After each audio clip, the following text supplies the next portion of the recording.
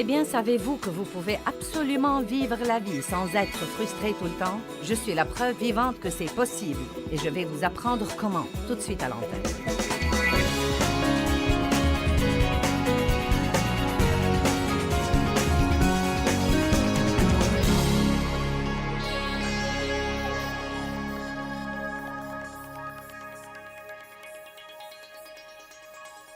Je veux vous parler beaucoup ce week-end de la grâce de Dieu.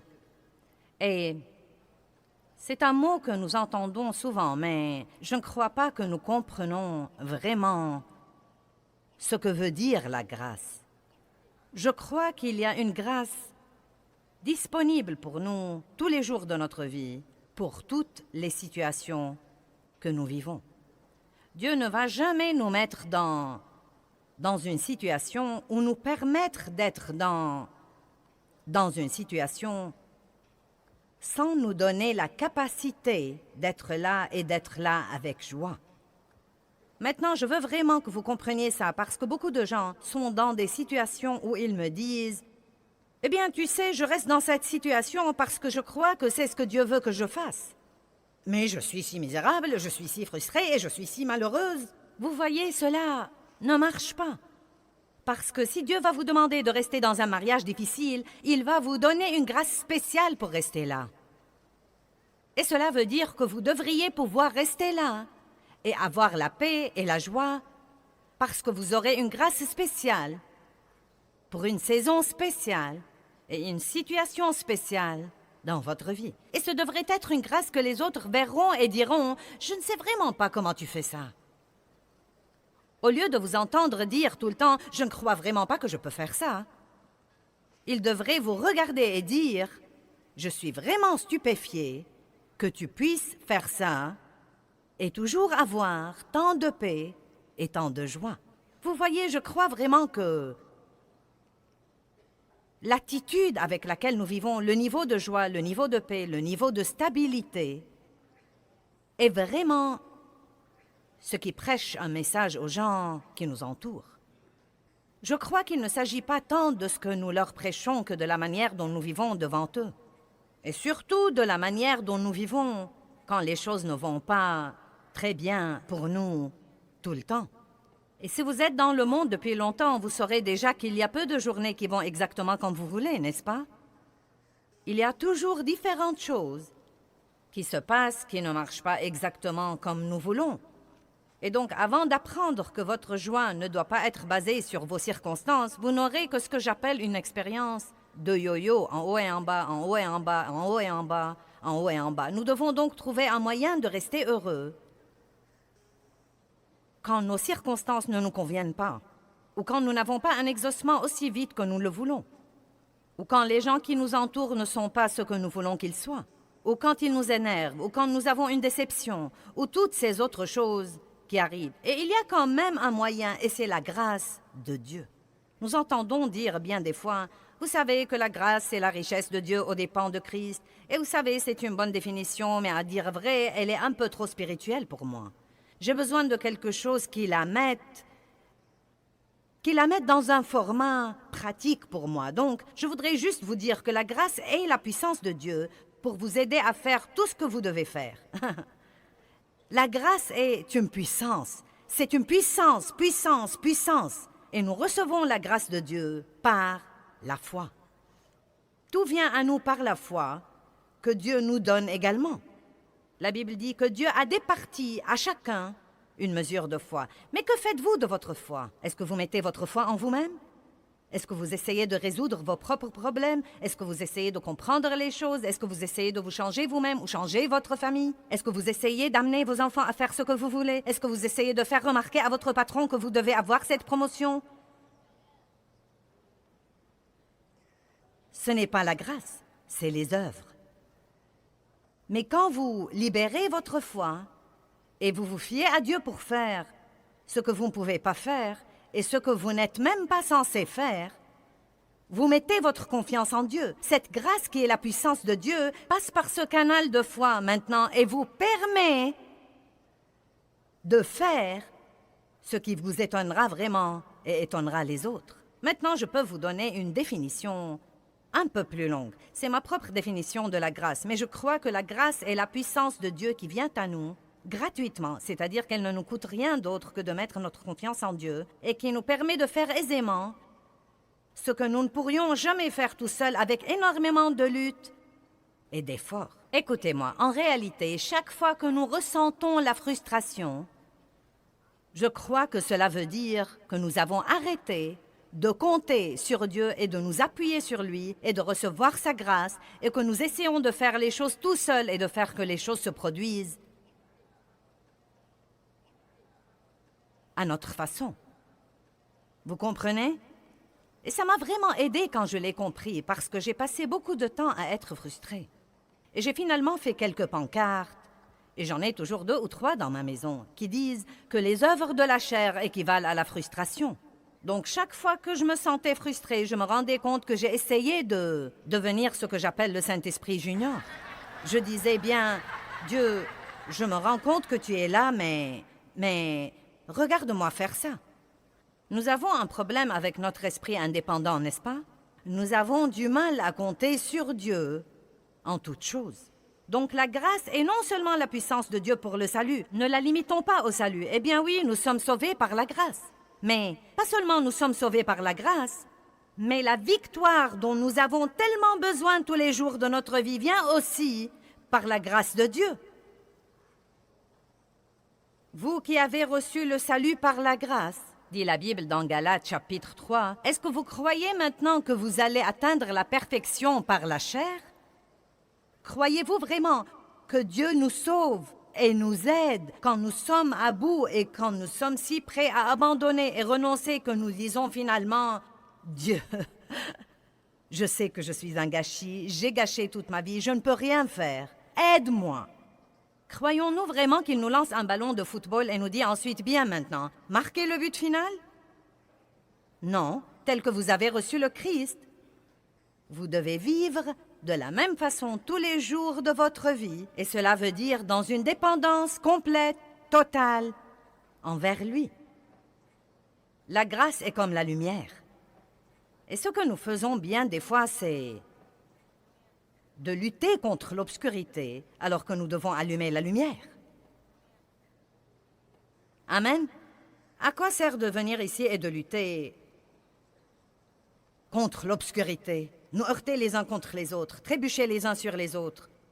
Essayez de tabasser l'obscurité alors que ce que nous devrions faire, c'est d'aller quelque part et d'allumer la lumière. Et quand la lumière jaillit, elle engloutit l'obscurité. Et je crois que trop souvent, nous luttons avec nous-mêmes et nous luttons avec nos faiblesses et nous essayons de nous changer et nous sommes furieux contre toutes ces choses dans notre vie. Alors que tout ce que nous devons faire, c'est de répandre la lumière sur la situation et cette lumière engloutira cette obscurité et s'en débarrassera. Amen.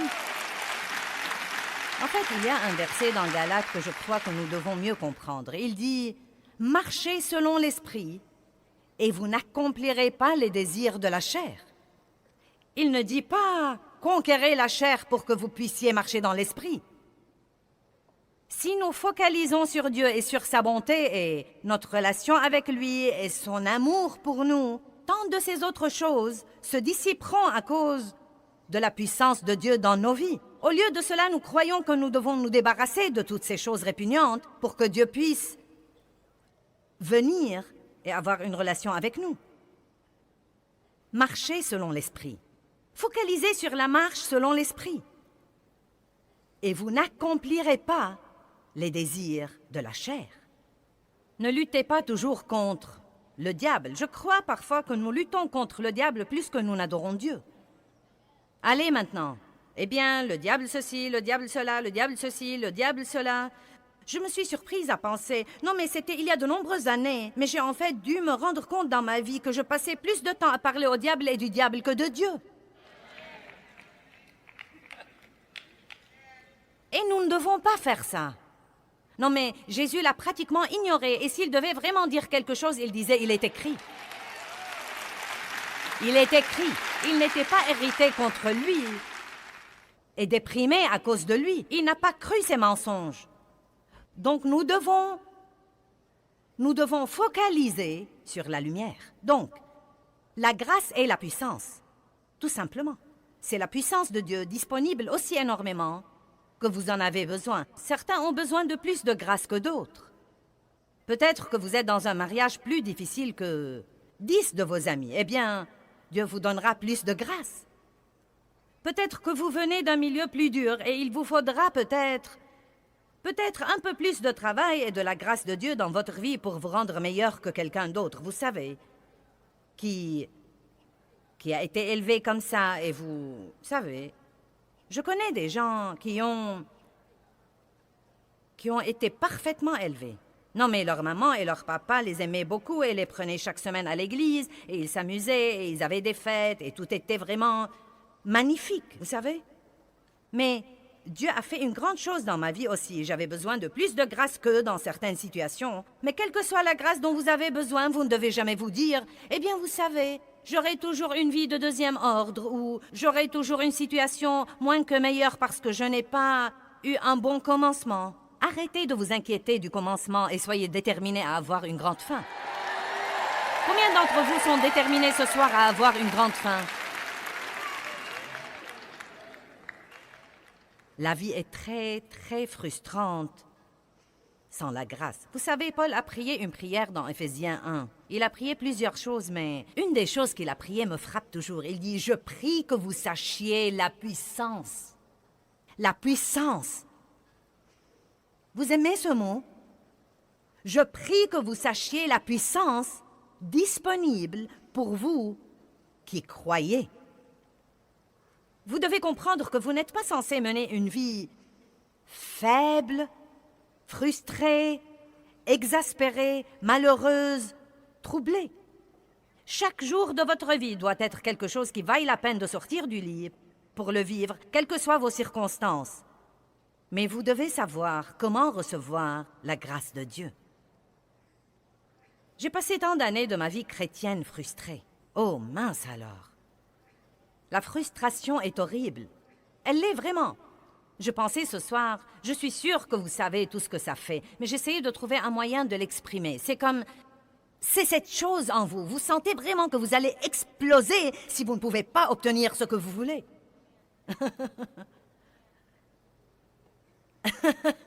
Amen.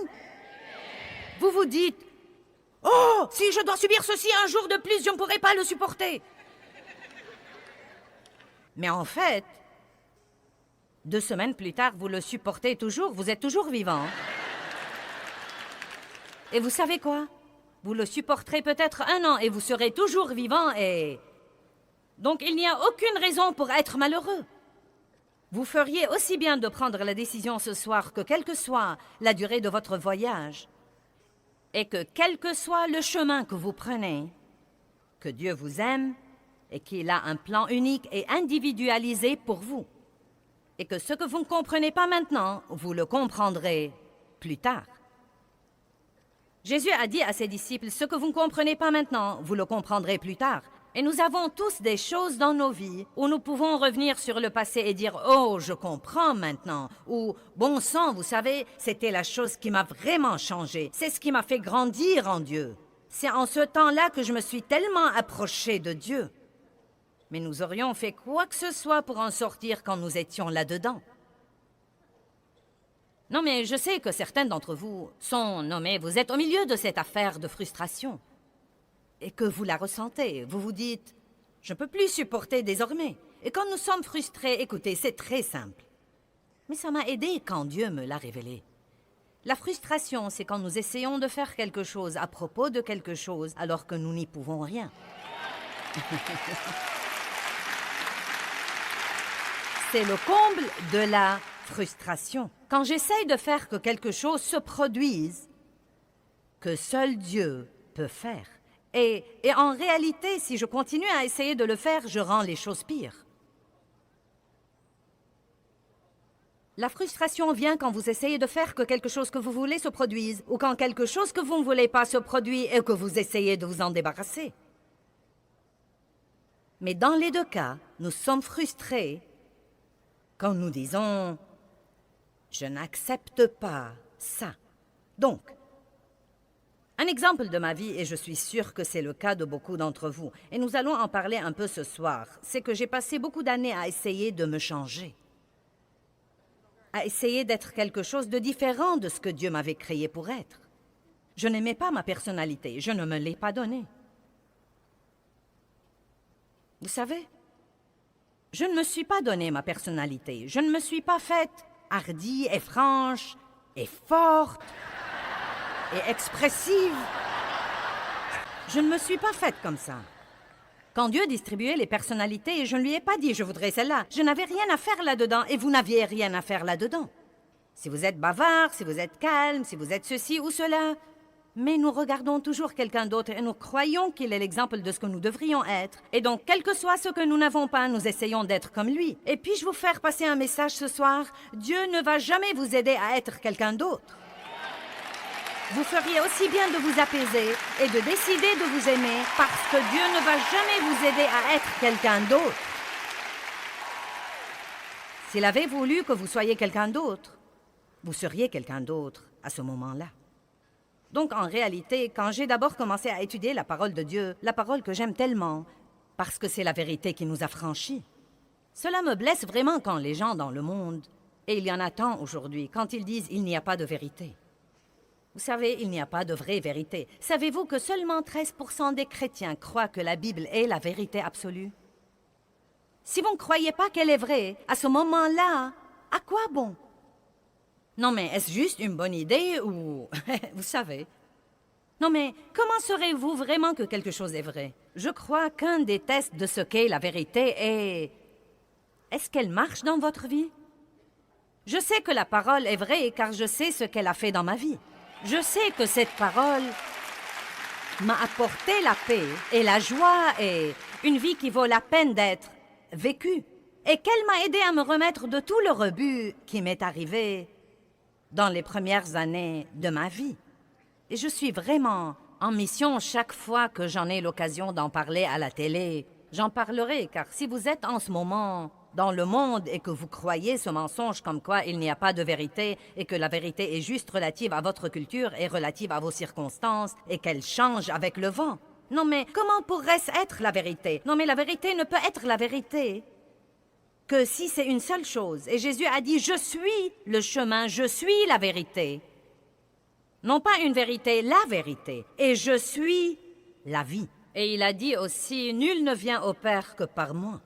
Donc, bien que la culture populaire dise de tous les chemins différents qui mèneraient à Dieu, Jésus est le chemin. Et laissez-moi vous dire quelque chose. Le christianisme est la seule religion au monde où Dieu est descendu vers l'homme. Toutes les autres religions nous donnent un système par lequel l'homme pourrait essayer d'arriver à Dieu. Et c'est les œuvres de la chair et c'est frustrant. Et aussi gros que soient vos efforts, vous ne pourrez jamais arriver à Dieu. Il doit descendre lui-même et vous prendre et vous amener à une relation avec lui, par sa grâce et sa miséricorde. Amen. Mais quand j'ai d'abord commencé à étudier la parole, et vous savez, je dois dire que j'allais à l'église depuis longtemps avant d'être une chrétienne engagée. Tous ceux qui vont à l'église ne sont pas des chrétiens engagés. Nous y allons par obligation et parce que c'est la bonne chose à faire. Nous y allons parce que nous avons un peu de la crainte de Dieu en nous et après tout, nous ne voulons pas aller en enfer. Mais c'est incroyable combien d'années vous pouvez y aller et vous garer là tous les dimanches matins. Et quand les gens vous demandent quelque chose sur votre relation avec Dieu, vous dites « Je vais à l'église » et c'est la réponse toute prête. Je peux m'asseoir dans mon garage pour une semaine et ça ne va jamais faire de moi une voiture. Donc vous asseoir dans une église ne fait pas de vous un chrétien. Un chrétien n'est pas quelqu'un qui a une marque de religion ou qui va à une église. Un chrétien est quelqu'un qui a une relation intime, personnelle avec Dieu par Jésus-Christ. Un chrétien est quelqu'un qui a confessé ses péchés et qui veut vivre pour Dieu et qui a reçu le pardon de ses péchés. Donc, quand je suis devenue une chrétienne engagée, j'ai commencé à étudier la parole. Ça m'a tellement frustrée, en fait. Parce que tout ce que je voyais, partout où que je lisais, je voyais tout ce qui n'allait pas chez moi. Est-ce que quelqu'un peut témoigner de ce que je dis, là? Non, mais j'ai pensé. Et vous savez, c'était C'était, je crois, dans les années 70. Non, mais tout était un camp biblique et un prédicateur et ceci et cela. Non, mais nous avons vécu dans l'église pour environ 15 ans, je crois. Non, mais je le fais toujours, mais vous savez, à l'époque, vraiment, non, mais il y avait vraiment une grande explosion de la parole et j'ai eu l'occasion d'écouter des tas de messages. Et je me disais, comment est-ce qu'un être humain peut avoir tous ses défauts en lui? Parce qu'il n'y avait rien de ce que j'écoutais dont je n'avais pas besoin.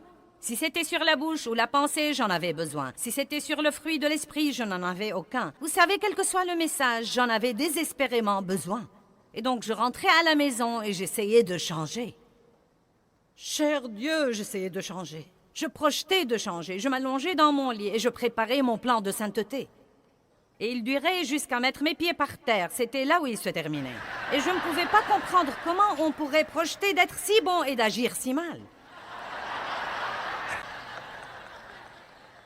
Est-ce que j'ai des sœurs et des frères ici ce soir qui comprennent ça? Mais j'ai finalement découvert quel était mon problème. Allons à 1 Pierre 5.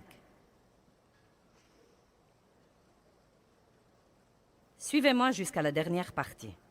1 Pierre 5,5. De même, vous qui êtes jeunes et d'un moindre rang, soyez soumis aux anciens, aux ministres et aux dirigeants spirituels de l'Église, leur témoignant le respect qui leur est dû et vous rendant à leur conseil. Habillez-vous, revêtez-vous tous d'humilité. Maintenant, puis-je vous dire que vous ne pouvez rien apprendre si vous n'avez pas d'humilité? Car si vous n'avez pas d'humilité, vous avez l'orgueil, et l'orgueil dit « je sais tout et je n'ai pas besoin d'aide, merci ». Et Dieu déteste l'orgueil. Donc il dit que vous devez venir avec humilité et être prêt à apprendre. En l'absence de l'orgueil et de l'arrogance les uns à l'égard des autres. Voici ce que je veux que vous voyiez, car Dieu résiste aux orgueilleux. Vous ne voulez pas qu'il soit contre vous. Aux insolents, aux autoritaires, aux dédaigneux, aux présomptueux, aux vantards. Écoutez ça. Et il qui, Dieu, s'y oppose, les frustre et les vainc. Pourquoi donc étais-je frustré? Vous voulez dire que Dieu? Est-ce que tu me frustres, Dieu? Je croyais que c'était le diable. J'ai passé la journée, je te réprimande, je te résiste, diable,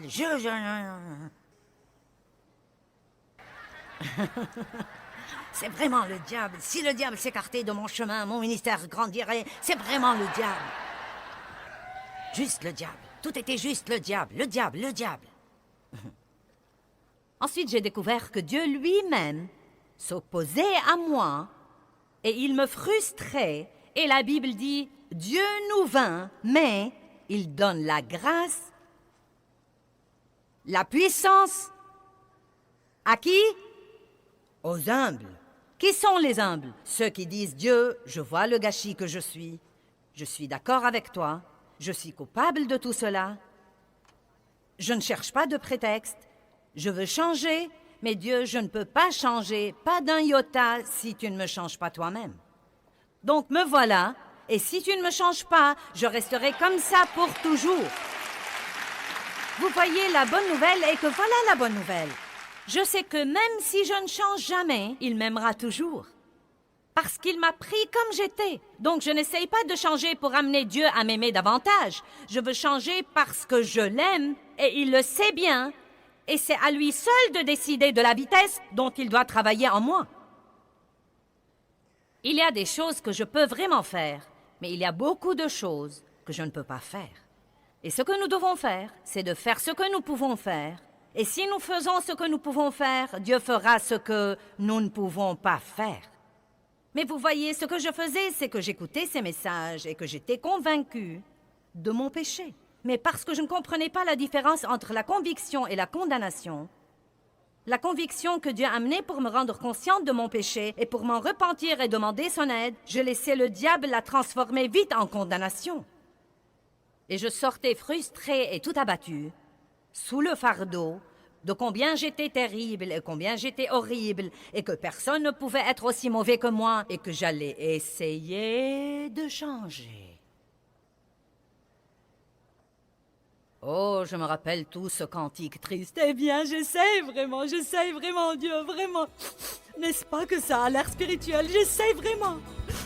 Dieu, vraiment, j'essaye, Dieu. Je ne sais pas ce que tu veux que je fasse, Dieu. Je fais de grands efforts. Si tu me montres ce que je dois faire, je le ferai.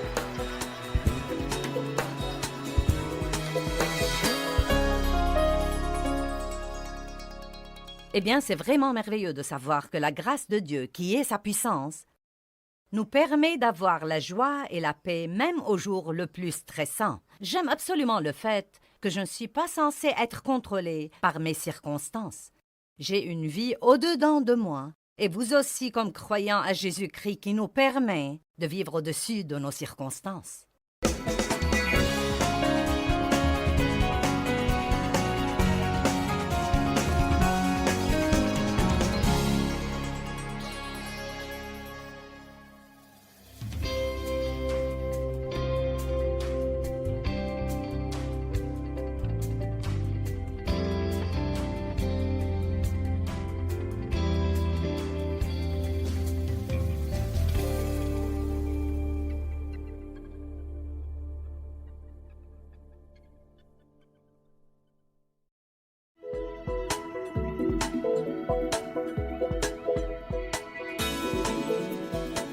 Savez-vous que quelles que soient vos circonstances dans la vie, vous ne devez pas être frustré tout le temps?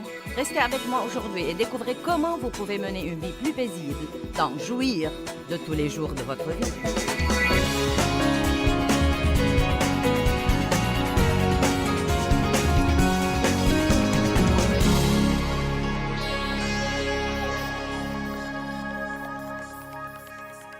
Vous devez avoir Dieu tout le temps, tout le temps. Tout le temps. Eh bien, vous savez, il y a des gens qui mettent plus longtemps à le comprendre que d'autres. J'ai pas mal de discipline naturelle dans ma personnalité. Et donc, dès que j'ai vraiment reçu un appel pour prêcher, c'était le plus grand service que Dieu aurait jamais pu me rendre, à moi personnellement, car je suis une personne très responsable. Donc, le fait de m'appeler à prêcher m'a forcé à demeurer dans la parole, car je n'allais jamais essayer de prêcher sans assumer ma responsabilité. Donc j'avais des tas de problèmes à cause de la façon dont j'étais élevée, mais plus j'étudiais la parole, plus longtemps j'étudiais la parole, plus je passais du temps avec Dieu, plus je changeais. Mais c'était pas du jour au lendemain et je change toujours. Il y a un côté dans ma bouche à propos duquel Dieu s'est occupé de moi et s'est occupé de moi, mais je ne me sens plus condamnée désormais quand Dieu essaye de s'occuper de moi. J'aime ça. Je disais, oui, Dieu continue, continue car tu me connais, j'oublie ça tous les 3 jours. Je mettais mon plan dans mon journal. Ouh, c'est bon, je vais focaliser sur ça, ça va être formidable. 3 jours plus tard, je ne me rappelais plus ce que c'était. Ma fille est là cette semaine et parfois nous nous rendons responsables l'une devant l'autre et donc, je lui ai dit l'autre jour, j'ai dit une des choses que je veux, c'est un but que je dois vraiment atteindre. Dieu m'a convaincu d'arrêter d'interrompre les gens. Vous savez, car quand on est bavard, on veut que tout le monde se taise pour qu'on puisse dire ce qu'on a à dire. Et j'ai du mal à supporter les gens qui aiment les détails et qui veulent toujours me raconter tous les détails insignifiants de toutes les choses. Je leur dis, donnez-moi juste l'essentiel pour que je puisse parler. Allez! Eh bien, donc, à qui suis-je mariée? À un homme qui aime les détails. Et si Dave veut que... Si je veux lire à Dave un verset, je lui lis le verset. Mais si Dave veut me lire un verset, il me lit le chapitre. Tout ce qui le précède, tout ce qui le suit. Au moment où il arrive au verset, je suis si frustrée. Donc j'ai prié, Dieu, s'il te plaît, aide-moi à arrêter d'interrompre les gens. Je crois que si jamais je pouvais écouter jusqu'au bout, comme ma fille m'a dit l'autre jour, elle me l'a dit parce qu'il y avait quelque chose dont elle m'avait demandé de la tenir pour responsable. Et donc je lui ai dit, comment ça va avec ça? Elle m'a dit, ça va très bien. Je ne le fais presque plus. Elle m'a dit, comment ça va avec ne plus interrompre les gens? J'ai dit, très mal. Je l'ai plutôt tout à fait oublié.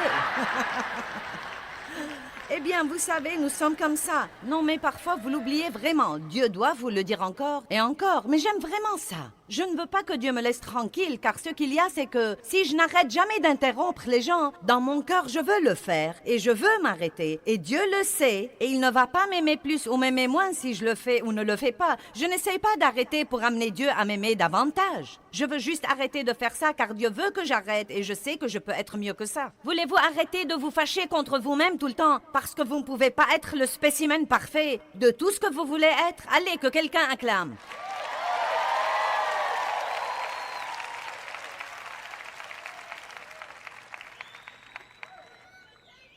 Alléluia! Oui, nous voulons changer. Nous devons changer. Mais nous devons nous fier à Dieu et non pas à nos efforts. Dieu peut-il changer quiconque aussi mauvais qu'il soit? Y a-t-il d'impossible à Dieu? Je crois que Dieu choisit exprès. Eh bien, la Bible dit que Dieu choisit exprès les pires situations qui soient pour montrer sa puissance. Regardons ces versets. 1 Corinthiens, chapitre 1, versets 24 à 28.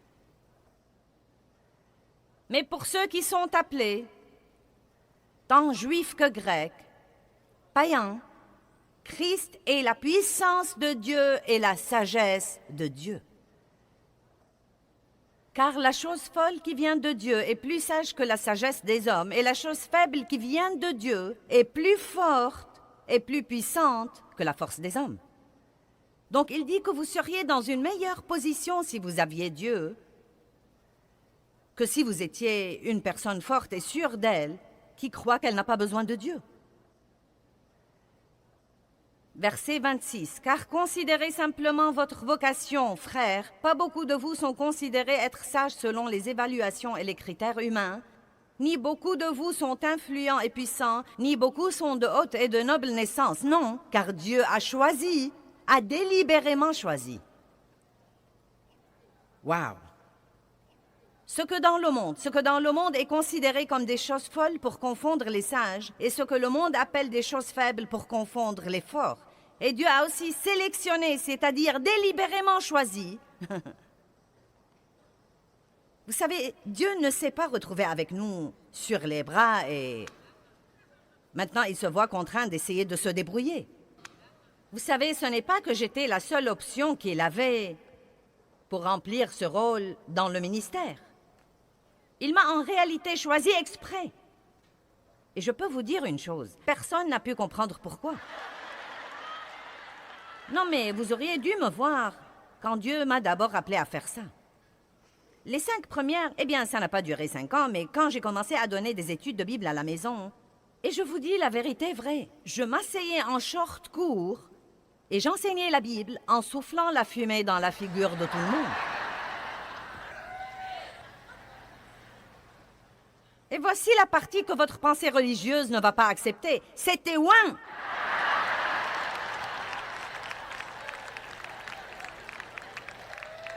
Eh bien, ça ne peut pas être de Dieu. Tu ne vas pas me dire que c'est de Dieu. Tout d'abord, tu es une femme et tu n'as même pas fait beaucoup d'études et tu n'as pas été au cimetière, je veux dire au séminaire, et...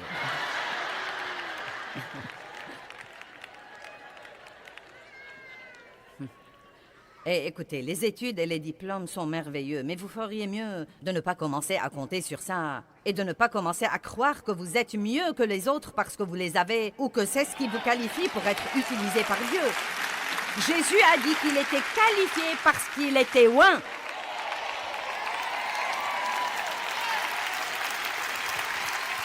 Et quand Dieu vous choisit et quand il décide de vous promouvoir, il pourra faire tout ce qu'il voudra et ce n'est l'affaire de personne.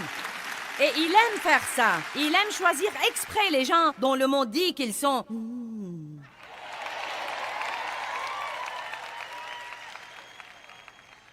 Et je me repense toujours à ces premiers jours où les gens étaient si fâchés contre moi. Ils étaient exaspérés parce que Dieu m'utilisait. Je disais, cet appel ne vient pas de moi.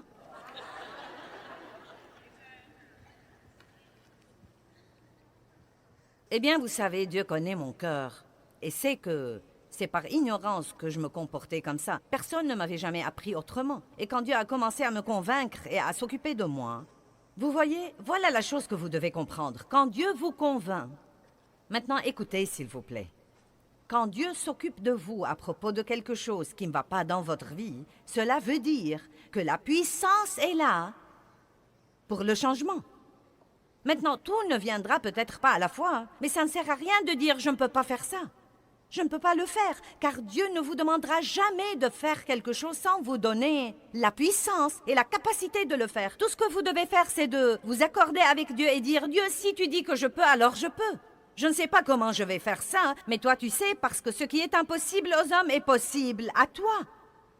Dieu peut me changer. Quand je repense à ma dureté passée, et à toutes les choses que je disais, et à ma fierté, et à tous les problèmes que j'avais, et aux complexes que j'avais, c'est vraiment incroyable que Dieu m'ait choisi. Mais la Bible dit qu'il choisit délibérément les choses viles du monde. Verset 28 nous dit « Et Dieu a délibérément choisi les choses viles et insignifiantes du monde, et celles qu'on juge, et celles qu'on méprise, et celles qui ne sont point, pour détrôner et réduire à néant celles qui sont. » Et pourquoi fait-il ça? 1 Corinthiens 1, verset 29. « Afin que nulle chair ne se glorifie devant lui. » Écoutez-moi bien, il y a une chose que je sais, et je n'ai pas besoin de travailler dur pour la comprendre. Je sais ce que je suis sans Dieu. Et je sais que ce que je fais est de Dieu, donc ce n'est pas de ma faute si quelqu'un aime ça vraiment ou ne l'aime pas. Je ne me suis pas appelé moi-même, c'est Dieu qui m'a appelé. Et vous devez arrêter de vous excuser de ce que vous êtes. Dieu vous a appelé à une relation avec lui. C'est lui qui vous a encouragé à venir à lui et il veut faire de grandes choses pour vous. Mais vous ne serez jamais ce que Dieu veut que vous soyez si vous n'arrêtez pas de vous fâcher contre vous-même, car vous n'êtes pas ce que vous croyez que vous devriez être en ce moment. Chacun de vous devrait déclarer que Dieu s'occupe de lui à propos de quelque chose et ne pas sans vouloir. Réjouissez-vous-en. Je m'inquiéterais si Dieu ne s'occupait pas de moi à propos de quoi que ce soit. Et franchement, les gens m'effraient quand ils me disent que Dieu ne s'occupe d'eux à propos de rien. Vous êtes déjà mort et vous êtes allé au ciel. Amen. Dieu peut-il utiliser n'importe qui? Regardons Luc 8. Luc 8, les 3 premiers versets. Ensuite, Jésus allait de ville en ville et de village en village, prêchant et annonçant la bonne nouvelle, l'évangile du royaume de Dieu. Et les 12 apôtres étaient avec lui. Vous savez, ces 12 apôtres étaient vraiment des types importants. Mais voyons, qui d'autre était dans le groupe? Et aussi quelques femmes.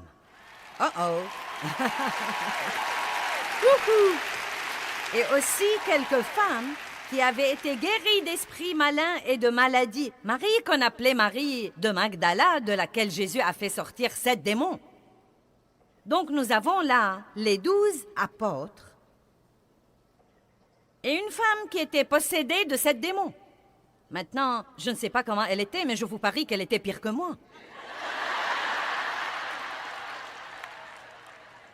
Non, mais vous avez 7 démons, vous êtes un désastre.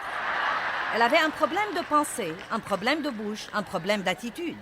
Je vous parie. Combien d'entre vous croient qu'elle avait beaucoup de problèmes? Et je veux que vous voyiez qu'il s'occupait de Jésus. J'aime ça. Et Jeanne, femme de Chuza, l'intendant d'Hérode et Suzanne, et plusieurs autres femmes qui assistaient Jésus et ses disciples dans leur ministère, de leurs biens et de leurs effets personnels. Donc nous voyons les 12 apôtres, mais c'était les femmes qui s'occupaient de Jésus et payaient les factures. Je le dis juste pour rigoler. Mais c'est vrai. Non, mais c'est ce qu'il y a là. 12 apôtres et les femmes. Eh bien, ne me dites donc pas que les femmes doivent s'asseoir et se taire. Laissez-moi vous dire quelque chose. Si les femmes ne faisaient plus rien à l'Église, l'Église serait obligée de fermer.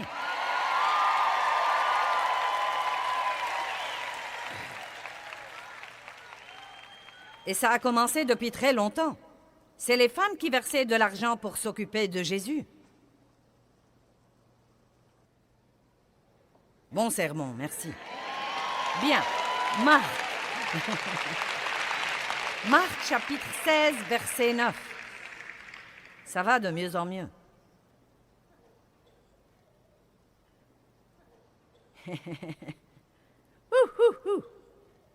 Est-ce que les femmes peuvent prêcher? Nous allons le découvrir. Quelqu'un m'a dit dernièrement, et c'était si drôle pour moi. Eh bien, tu sais, notre confession n'aurait pas de problème avec toi si tu arrêtais de te faire appeler prédicatrice et si tu te faisais appeler enseignante.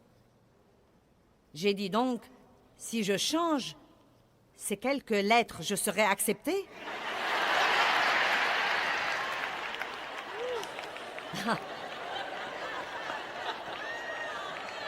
Puis-je vous demander à quel point c'est ridicule?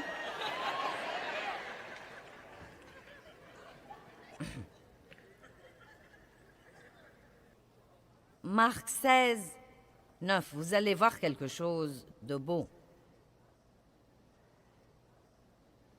Maintenant, Jésus, étant ressuscité dans...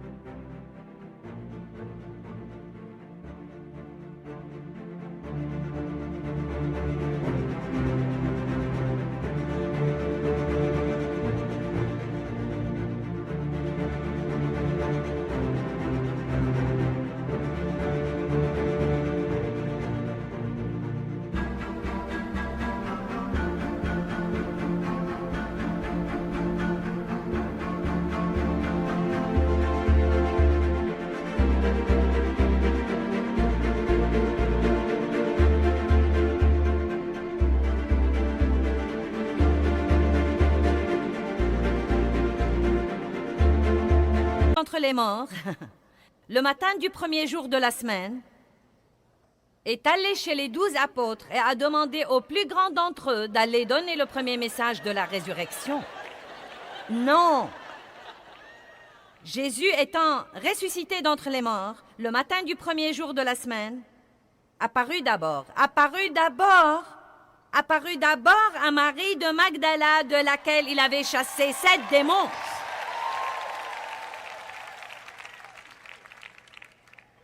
Il est allé à la pire personne. Alléluia. Maintenant, je ne suis pas là pour promouvoir les droits des femmes. Non, mais il ne s'agit pas de cela, mais... Vous savez, j'en ai par-dessus la tête d'entendre dire que les femmes ne peuvent rien faire. Vous savez, les femmes étaient les premières au tombeau, les dernières à la croix et les premières au tombeau. Les gars dormaient, et les dames étaient là et elles cherchaient Jésus.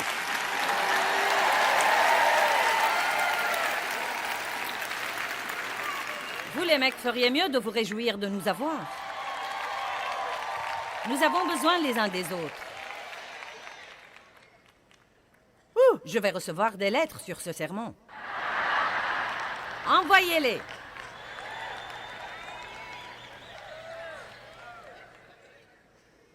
Donc, quand les gens me disent que les femmes ne peuvent pas prêcher, je leur dis, que croyez-vous que Marie de Magdala faisait le matin de Pâques? Allez dire à ses disciples qu'il est ressuscité à l'air d'un sermon pour moi.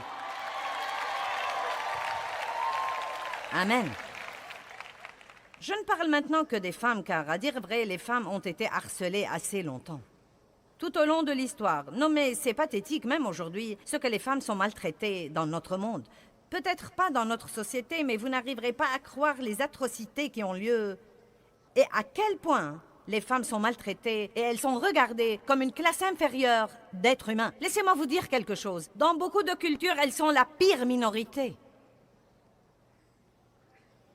Comment peut-on être si bête pour croire que Dieu préfère un sexe à un autre?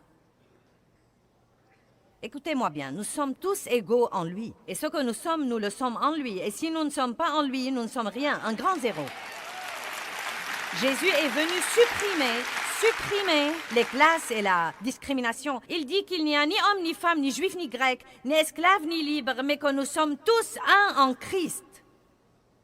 Donc, notre valeur consiste en qui nous sommes en lui et non pas dans notre éducation, nos connaissances, notre physique, notre lieu de travail, la voiture que nous conduisons et la couleur de notre peau. Notre valeur n'est en rien sauf en qui nous sommes en lui et en lui nous sommes tous égaux.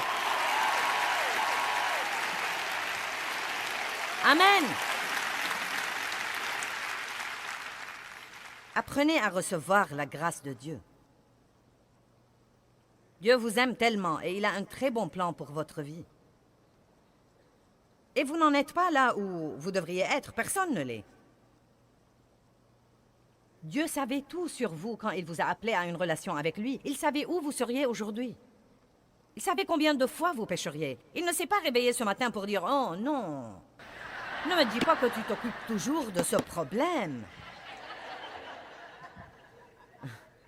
Et Paul a dit « Hé, écoutez, vous qui depuis longtemps devriez être des maîtres et prêcher à d'autres, avez encore besoin d'enseignement. » Ça se trouve dans Hébreux 5, du verset 12 jusqu'au chapitre 6, les quelques premiers versets. Mais il dit quelque chose de très intéressant.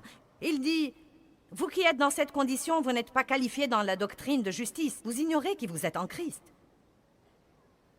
Vous devez apprendre à séparer votre identité de ce que vous faites et vous devez savoir Dieu m'aime.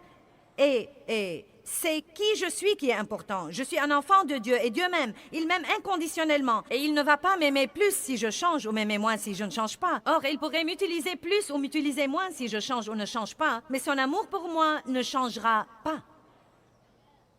C'est mon identité. Je suis un enfant de Dieu. Dieu m'aime. Point final. Fin de la conversation. Mon nom est écrit dans le livre de vie de l'agneau. Maintenant, ce que je fais est cette chose à propos de laquelle Dieu s'occupe de moi toute ma vie. Mais mon identité n'est pas basée sur ce que je fais.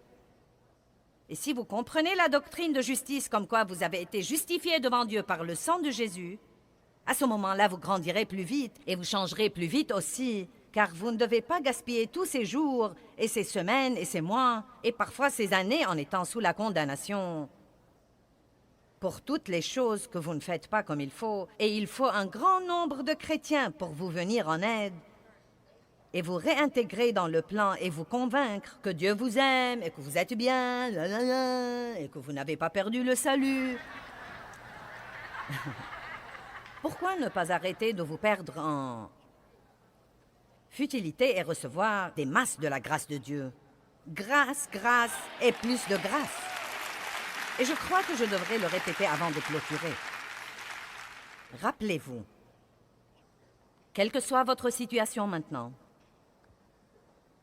et si vous ne comprenez pas ceci, vous ratez la majeure partie de ce message, car il y a des gens qui sont venus ici en pensant « si seulement j'avais ta vie, si seulement je l'avais. Oh, si seulement j'étais Darlene, si seulement j'étais Joyce, si seulement j'étais un des enfants de Joyce. » Vous savez, vous n'aimeriez pas ça. Vous ne l'aimeriez pas, car vous seriez obligé de partager votre mère avec le monde et elle ne pourrait pas vous mettre vos céréales dans votre bol tous les matins. Il y aura toujours quelque chose que nous n'aimerions pas. Amen? Quelle que soit la vie que vous avez, il va y avoir quelque chose que vous n'aimez pas.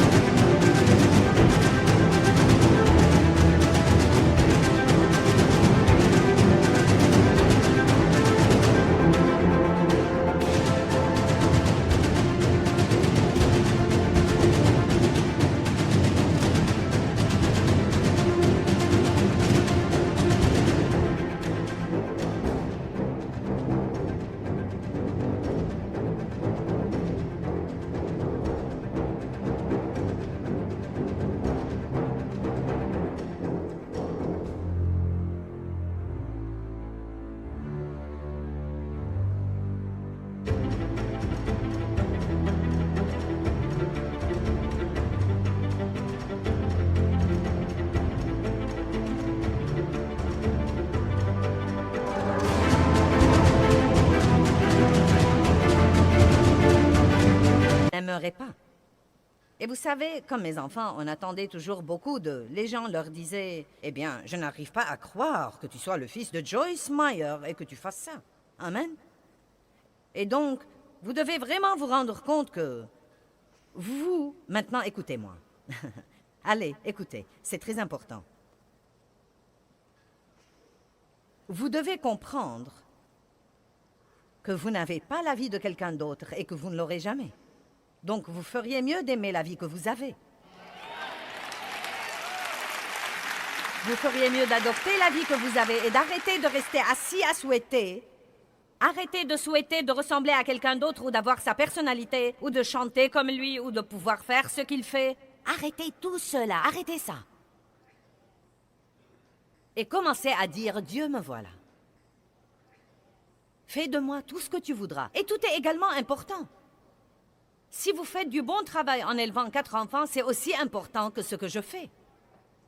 Non, mais tout est également important aux yeux de Dieu. Tout ce qu'il veut de nous, c'est que nous fassions ce qu'il nous dit de faire.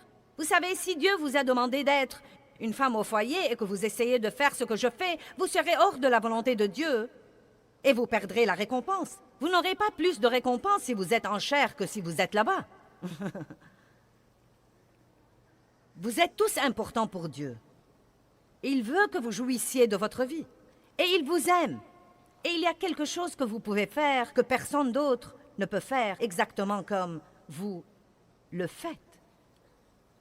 Donc, aimez votre vie. La deuxième chose est que quelle que soit votre situation maintenant, si vous avez un conjoint non sauvé et que vous croyez que Dieu vous a dit de rester et que peut-être même s'il y a des tas de trucs que vous n'aimez pas et vous ne comprenez pas, mais vous croyez que Dieu veut que vous soyez là pour le moment, vous serez à ce moment-là capable de rester là avec joie.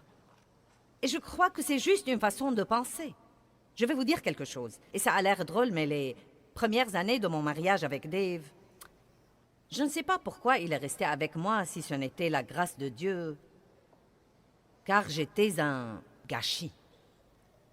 Et il n'y avait rien qui annonçait que j'allais prêcher un jour, croyez-moi. Mais regardez ce qui peut arriver si vous restez avec quelqu'un. Vous ne savez jamais ce que Dieu peut faire. Amen. Non, mais il a dit qu'il y avait des fois où il prenait la voiture et allait quelque part et pleurait parce que j'étais vraiment si difficile à vivre et odieuse et désagréable et j'étais si manipulatrice et autoritaire. Mais il croyait que Dieu nous avait mis ensemble et il croyait vraiment que Dieu me changerait s'il priait pour moi. Et en effet, il disait que 2 semaines s'écoulaient et il remarquait quelques changements.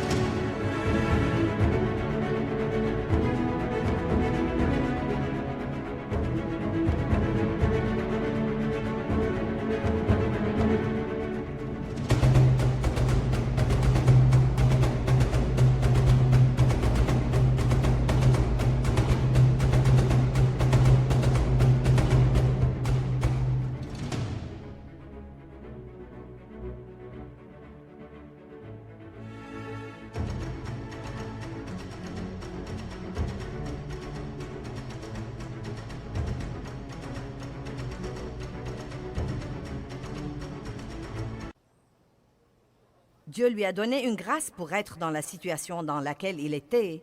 Et si Dave n'était pas resté avec moi, je ne serais peut-être pas guérie. Maintenant, écoutez-moi. Qui a demandé à Dieu de l'utiliser? Voulez-vous donc arrêter de vous plaindre de votre situation?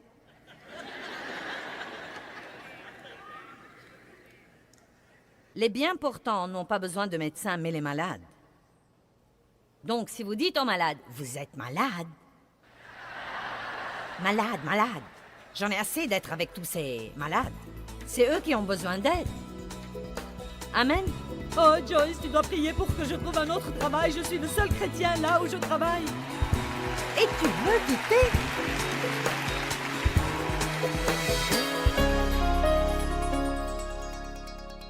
Eh bien, nous avons essayé de vous expliquer aujourd'hui que les œuvres de la chair équivalent à la frustration. Il m'a fallu longtemps pour l'apprendre. Il m'a fallu longtemps pour apprendre même à reconnaître quand j'étais dans les œuvres de la chair, ce qui veut dire que j'utilisais mon énergie pour faire le travail de Dieu.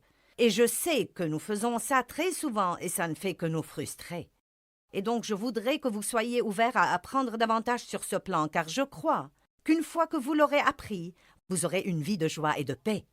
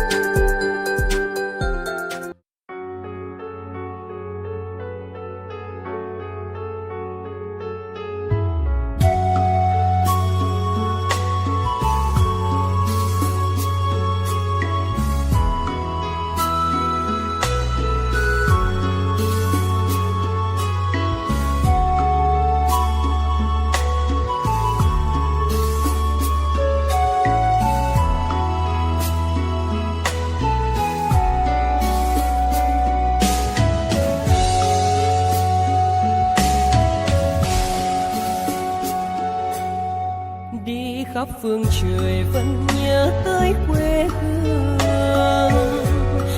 Người về đây thăm làng trù quê mẹ và làng sen quê cha, xúc động bồi hồi người rơi giọt lệ.